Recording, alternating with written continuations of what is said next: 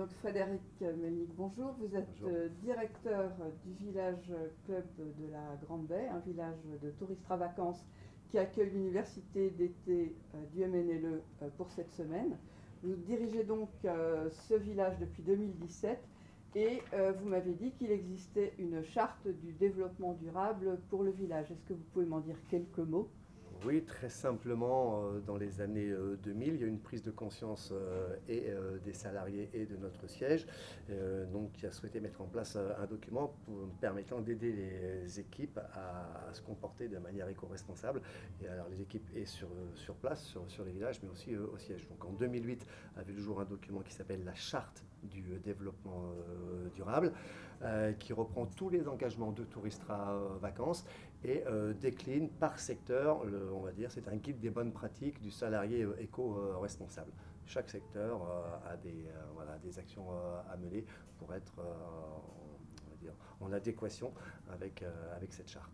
Est-ce que vous pouvez me donner quelques exemples du contenu de la charte? Oui, par exemple, en termes d'administratif, toutes les équipes sont sensibilisées au fait que voilà, si on fait des photocopies, si on n'a pas besoin de la couleur, on ne fait pas de la couleur. Si on a des photocopies qui sont ratées, on l'utilise deux fois pour utiliser le verso. On utilise du papier recyclé, voilà, ce genre de petites choses. On travaille avec des entreprises aussi qui ont ces valeurs-là. En restauration, on pratique aussi le compost sur certains villages, le tri sélectif évidemment. En termes d'animation, on sensibilise les clubs enfants. Les enfants d'animation générale proposent aussi ou des spectacles ou des jeux apéros en rapport avec la protection de la planète, par exemple, parmi toutes les actions qui sont menées.